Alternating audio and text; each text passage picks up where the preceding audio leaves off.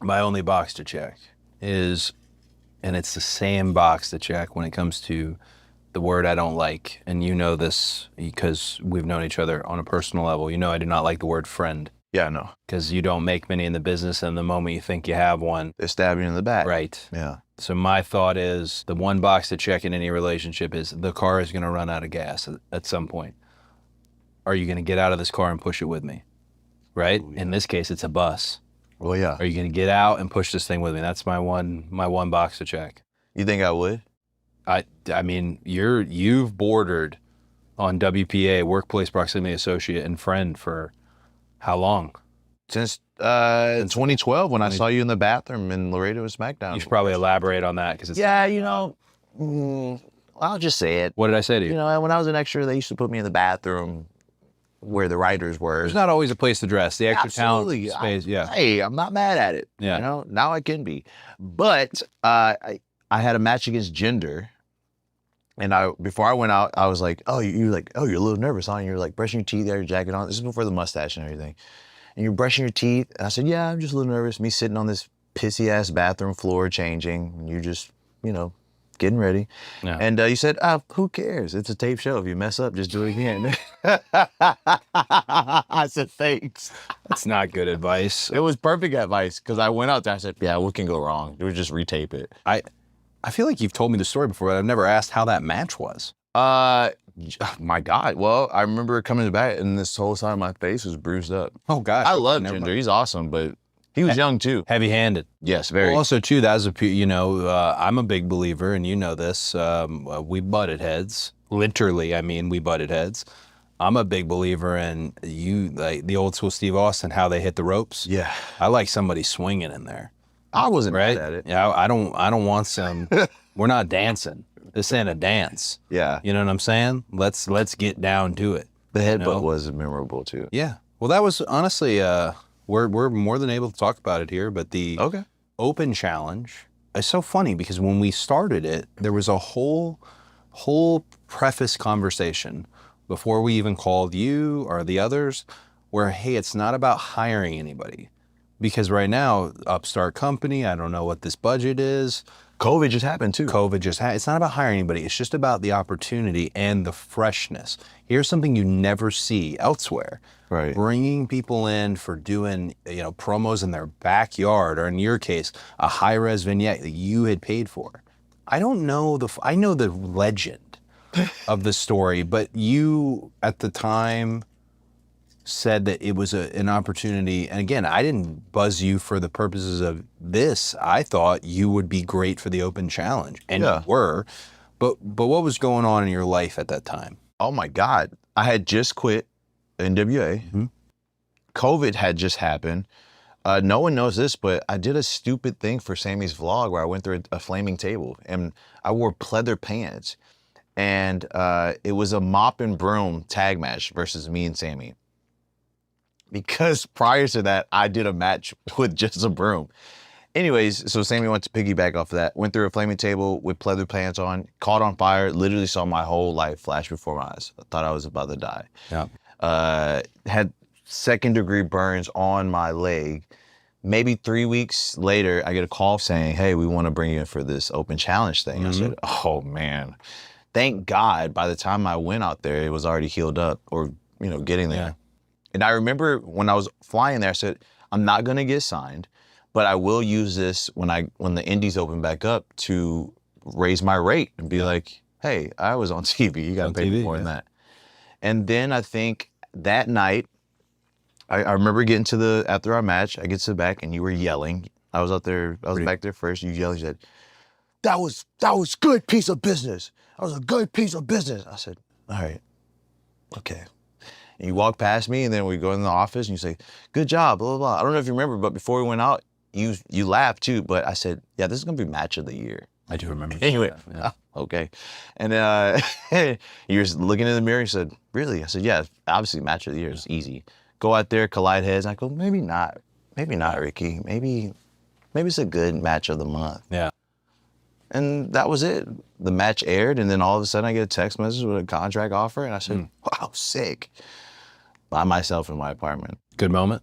It was a great moment. My Twitter blew up, and I just sat there crying. My Twitter blew up. I don't like men who cry. Yeah, you know, Always crying all you and over your the wife, you guys She always, hates it. She hates it. She turns the any channel. type of emotion from a man. I don't get it. Yeah. I don't understand it. And I think you, it's of all great. people, you're definitely emotional. It's great. Well, you know, it's tricky. It's complicated. I was the least emotional person ever. And then there's the floodgates open at a certain point in my life where everything. I watched the trailer for Lilo and Stitch. Wet face. Destroyed. Based on a trailer about an alien who acts as a dog for a young sister. A crazy situation. But anyways. Wild.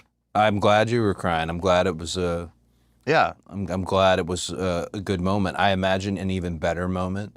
And I mean, no disrespect to anywhere else, but an even better moment. Who called you when it came to NXT? Hunter. Triple H? Yeah. King of Kings? Triple H called me. Yeah? And Game. I had just got off a flight. And my gosh, a lot of nicknames. Just got off a flight to Seattle, actually. Mm-hmm. And he called me, and I was just like, oh, I didn't know the number. And it didn't say Stanford or anything. So I was like, who is this? And I always answer. Even if it's an unknown, I always answer. That's bold. I know. That's bold. I never answer my phone. I like an adventure. If it's spam, let's get into it, baby. Okay. I'm cool with it. Like to play with fire a little bit. Yes, all right. Sure. Saints Redemption, dog. Exactly. That's why I'm here.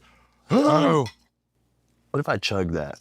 I don't need to chug it, but I will give you a little top off. Yeah. Go ahead. Tell me the call. So Hunter calls me. Yeah. I'm getting off this flight in Seattle, and I can barely hear him because the airport's so loud. Yeah. And he asked me like, hey, would you like want to come in, and we're interested, blah, blah, blah. We would love to have you. You're talented, X, Y, and Z. And I was like, oh yeah, sure. Hell yeah. And right as I'm getting on the tram, he says something about like, it was like Raw or SmackDown. And I was like, wait, what? What did you say? And I was so scared to say, hey, can you repeat yourself? Because I know how it feels. That I said, yeah, for sure. Basically, what he was saying was, hey, we're not going to put you on Raw or SmackDown just yet. But could have been anything. No? Yeah. I didn't know. I was like, okay, sweet. Yeah. But he wanted me to meet Sean. And so that was like a big thing. I was like, of course I will. Like, yes, I would love that. That's all I really wanted is just resources. I feel like I'm a rough diamond that just needs a little polishing. Well, who better to polish a rough diamond than the Heartbreak Kid Sean? Than Sean, yeah. Right? And did you guys connect on a Texas level? No, not at all. So I've noticed there's people who live in Texas. Yeah. There's the imports, there's people who are like, all these people who are now moving to Austin and all this. But then there are people who are Texan. Yeah, he's straight Texan. He's the Texan. My dad was a Texan. There's a whole nother, it's not even a different language. It's just the way they look at each other and talk about things and the heat and there's a whole nother communication that goes on amongst Texans. And I actually admire and think it's cool. But you told me you're from Austin and not New Orleans because you like to play 65 different hometowns. You do this a lot. You say I have 3 hometowns. Yeah. Brother, get ready, comp tickets. Oh, my family's here. Where are we at? Portland. Here's the deal. Cody doesn't like the fact that I say I have 3 hometowns because I'm over in 3 places. Wow. Yeah, I know. It sucks. Yeah. You have more than me, but it's okay. Obviously, love New Orleans, born and raised. Then I moved to Vegas because of Katrina. And then I moved to Austin because my mom, it's a better opportunity for nursing jobs. Yeah. 3 places. Your mom's your number one. My mom's my number one. I realized. You met her. You thought it was funny. Thought she was great. Thought I was the boss of the whole place. I know. And it was a really awkward, funny moment. It was awesome because then she really did meet the boss. Yeah. How's she feel about what you're doing now? She loves it. Before I went, I had a phone call with her where she says, yeah, you're going to be gone more. Do you know that? And she was telling me everything that was going to happen about this job. Then I was like, oh, okay. Yeah. The truth of it all is that, and I told her this too, I've been so close to the fire for a good portion of my life that I'm kind of just, my skin is a little bit more thickened than someone who is just jumping into it. And so when I explained that to her, she was like, okay. I said, I kind of have an idea. I'm not saying I know how it works, but I'm a little bit more familiar with it than someone who is, just jumping into this from nothing. Well, when you're right there, you're right there and you're at the edge and you're at the edge and you're at the edge. Yeah. I think everything you learn enough that when it's time to fly, you fly differently.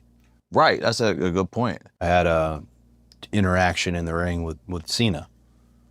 And I thought, had this been 5 years ago, had this been 10 years ago for sure, I would have handled this very differently. But it was one of the few moments where it's like the meme where you see all the numbers. Oh, the calculation. And I thought, I know exactly. I'm good.